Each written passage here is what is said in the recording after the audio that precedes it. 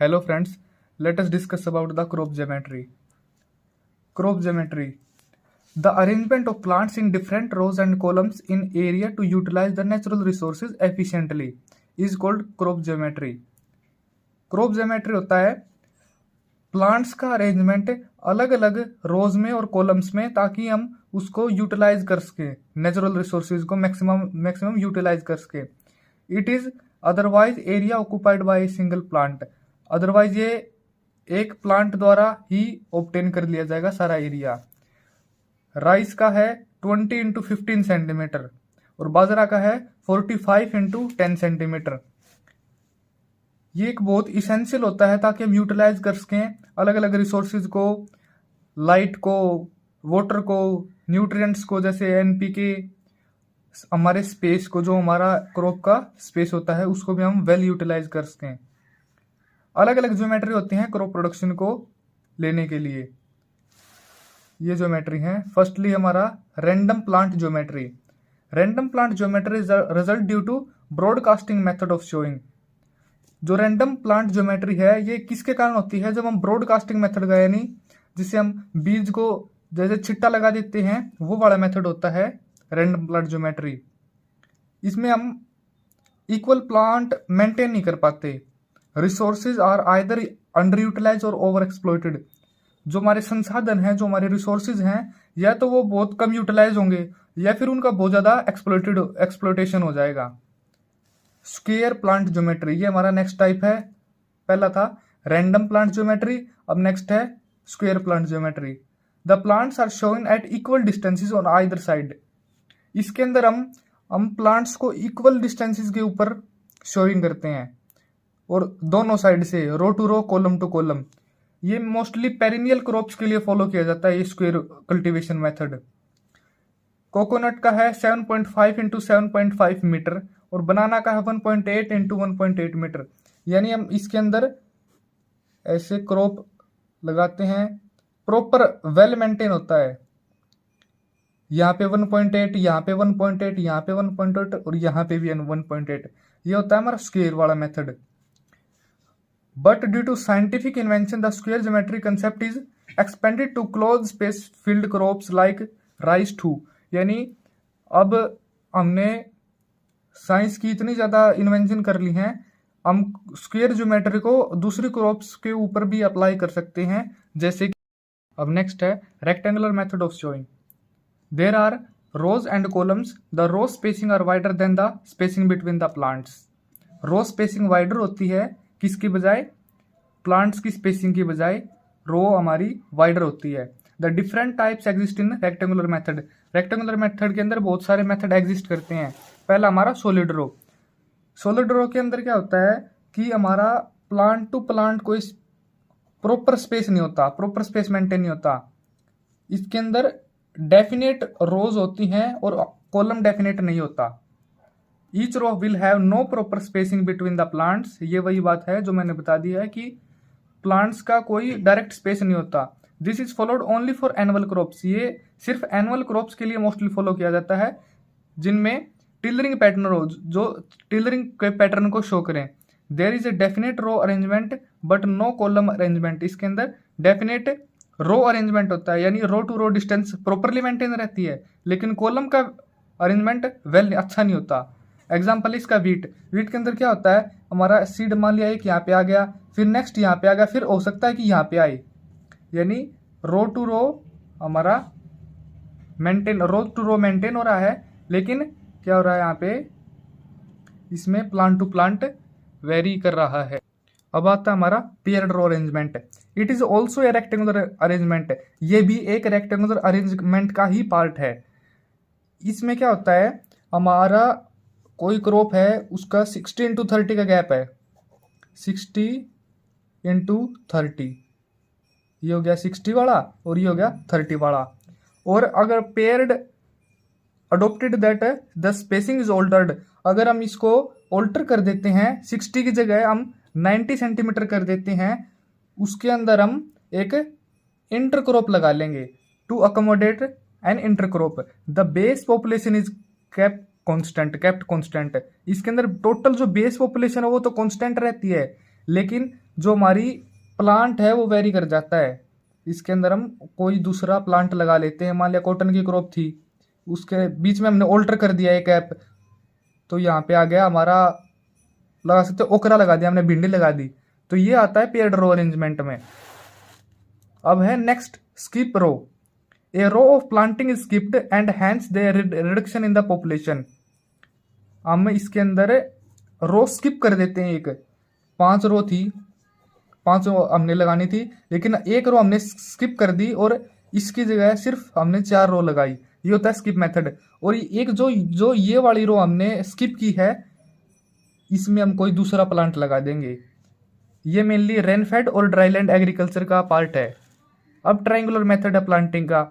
It is recommended for wide spaced crop like coconut and mango. ये wide spaced crops के लिए mainly recommended किया जाता है, जैसे कॉटन हो गया या मैंगो हो गया। अब तक हमने क्या क्या किया है, क्रॉप ज्योमेट्री। क्रॉप ज्योमेट्री क्या होता है, प्लांट्स का एक वेल अरेंजमेंट, ताकि हम न्यूट्रिएंट्स को अच्छे से मेंटेन कर सकें। फिर हम आता है हमारा random plant geometry. Random plant geometry के अंदर हमारा ब्रॉडकास्टिंग मेथड फॉलो किया जाता है। और फिर आता है स्क्वायर के अंदर हम इक्वल डिस्टेंस रखते हैं, रो टू रो और प्लांट टू प्लांट। इसके अंदर वेल मेंटेन होता है, ये मेनली पेरिनियल क्रॉप्स के लिए होता है, कोकोनट हो गया, बनाना हो गया, इसके एग्जाम्पल है। फिर हमारा आया था ये रेक्टेंगुलर मेथड। रेक्टेंगुलर मेथड के हमने 3 टाइप पढ़े थे, सॉलिड रो, पेयर्ड रो और स्किप रो। सॉलिड रो के अंदर प्लांट टू प्लांट वेरी कर जाता है, लेकिन हमारा रो अरेंजमेंट एक वेल डिफाइंड कंडीशन में होती है, कॉलम टू कॉलम वेरी करता रहता है। पेयर्ड रो के अंदर क्या होता है, हम इनको गैप को स्किप नहीं करते। इसके अंदर हम क्या करते हैं, 60 था नॉर्मल गैप, उसको हमने 90 ऑल्टर कर दिया गैप को। स्किप रो के अंदर हम रो को स्किप कर देते हैं और उसकी जगह कोई दूसरे इंटरक्रॉप लगा देते हैं।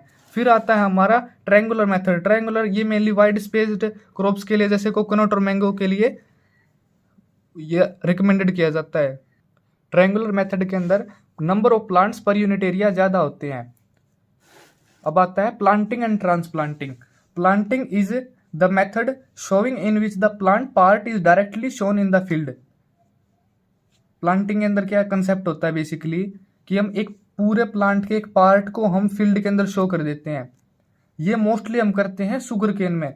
शुगर केन में क्या होता है, जो गन्ने के वो सेट्स होते हैं, इसमें एक साइड आई भी होती है यहाँ पे, इसको हम फील्ड के अंदर लगाते हैं और इसके ऊपर से सोयल कवर कर देते हैं और फिर बाद में इस आई से पूरा प्लांट निकल जाता है। यह है प्लांटिंग का concept. Transplanting, it is a general term to designate the removal of living plants from nursery where by they can become established in new place. Main field के अंदर हम इनको एस्टेब्लिश कर देते हैं। ट्रांसप्लांटिंग को समझिए क्या होता है, इसके अंदर कंसेप्ट है। इसमें बेसिकली होता है, ये हमने नर्सरी लगाई थी, बहुत सारे स्मॉल प्लांट्स थे, हम इनको यहाँ से उखाड़ेंगे और फिर इनको मेन फील्ड के अंदर बड़े लेवल पर ट्रांसप्लांट कर देंगे। ये होता है ट्रांसप्लांटिंग के अंदर। लिविंग प्लांट्स होते हैं इनके अंदर ट्रांसप्लांटिंग के अंदर। और प्लांटिंग के अंदर होता है पार्ट, उसका एक पार्ट प्लांट का। ट्रांसप्लांटिंग के एडवांटेजेस क्या क्या हैं? सबसे पहला एडवांटेज है, ये मेनली इकोनॉमिक पर्सपेक्टिव से थोड़ा हमें सस्ता पड़ता है। एक्सपेंसिव सीड को हम छोटे लेवल पर लगाते हैं। It economise the expensive seeds by sowing them in nursery, यानी हमारी इकोनॉमिक कंडीशन के लिए अच्छा है। साथ में management of young tender seedlings is easy growing in A small area in the initial growth stage, यानी जो हमारा इजी ग्रोथ होती है इसके अंदर, जो यंग सीडलिंग्स है उनका यानी अच्छे से हम नरिशमेंट कर सकते हैं। नर्सरी के अंदर होता है ये basically. During transplanting there is a root pruning in the plants which give rise to many more shoot branched roots in a plant. देखिए इसमें बेसिकली होता क्या है, हमने यहाँ से एक पेड़ उखाड़ा, ये आप बस कंसेप्ट को समझने की कोशिश करें, डायग्राम को मत देखना। यहाँ से हम इसको उखाड़ेंगे, बाद में जब इसको मेन फील्ड के अंदर ट्रांसप्लांट करेंगे तो ये यहाँ से ज़्यादा टिलरिंग हो जाएगी, शूट ज़्यादा निकल जाएंगे ऊपर से, फिर बाद में यहीं से आके फ्रूटिंग होगी, सारा यही होगा। ये नीचे रूट था, इसके अंदर आगे चल के ज़्यादा शूट निकलेंगे। Shorter time from transplanting in the field to harvest is taken by following transplanting method. Shorter हमारा टाइम शॉर्टन हो जाता है। मैं आपको एग्जांपल बताता हूँ।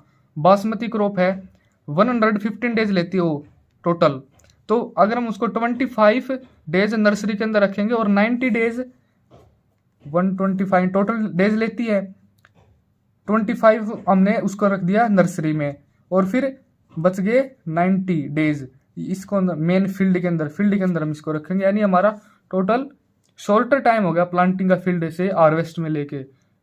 ये होता है हमारा ट्रांसप्लांटिंग के कुछ फायदे। एक दो और देखते हैं अभी इसके क्या क्या फायदे हैं। Before transplanting it is possible to grow plants under unfavourable climatic condition in the form of nursery. Nursery में हम अनफेवरेबल कंडीशन में ग्रो कर सकते हैं, क्योंकि वो एक छोटे लेवल पर होता है। हम उसको मान लिया पॉली हाउस में ग्रो कर लिया, फिर बाद में उसको जब अच्छी क्लाइमेटिक कंडीशन आएंगी, फेवरेबल क्लाइमेटिक कंडीशन आएंगी, तब हम उसको फील्ड में ट्रांसफर कर देंगे। ट्रांसप्लांटिंग हम एक अनफेवरेबल कंडीशन में भी कर सकते हैं, जबकि हम पूरे फील्ड में तो फेवरेबल कंडीशन दे नहीं सकते, वो तो नेचर की मर्जी के ऊपर डिपेंड करता है। Through transplanting better yield with uniform maturity is obtained. हम एक मैच्योरिटी में क्या होता है, पकना, किसी फसल का पकना। यूनिफॉर्म मैच्योरिटी क्या होती है, पूरी फसल का एक अच्छे सेम लेवल पे पकना। ऐसा नहीं है कि कोई प्लांट पहले पक गया 10 दिन, फिर 10 प्लांट फिर उसकी मैच्योरिटी 10 डेज बाद आई। ये होता है हमारा यूनिफॉर्म मैच्योरिटी में, यानी इसके अंदर बेटर यील्ड के अंदर एक इंपॉर्टेंट रोल होता है। यूनिफॉर्म मैच्योरिटी इजी आती है, सब में सेम आती है। It is a safe way to start small seed crop in heavy soils which crust badly. ये इसको हम स्टार्ट कर सकते हैं जो स्मॉल सीड होते हैं। स्मॉल सीड के अंदर ये प्रॉब्लम होती है कि वो जर्मिनेशन कैसा रहेगा उसका, जैसे ग्रासेस के होते हैं, छोटे सीड होते हैं, उसका जर्मिनेशन परसेंटेज 20 से लेके 25% होता है, तो उसके अंदर ये प्रॉब्लम कर सकता है।